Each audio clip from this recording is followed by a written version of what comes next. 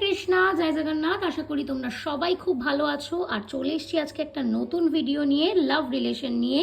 তোমার ক্রাশ এই মুহূর্তে তোমাকে নিয়ে ঠিক কী ভাবছে, মানে তোমার ক্রাশের কারেন্ট ফিলিংস নিয়ে আজকে ডিভাইন আমাদেরকে কি গাইডেন্স দিচ্ছে, চলো দেখে নেওয়া যাক।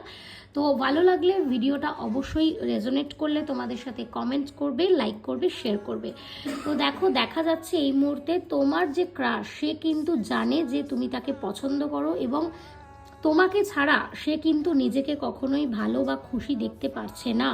তোমার প্রতি তার একটা ফিলিংস আছে, কিন্তু কোথাও গিয়ে তার মধ্যে একটা কনফিউশনও আছে যে তার এই ভাবনা চিন্তাটা কি আদৌ ঠিক।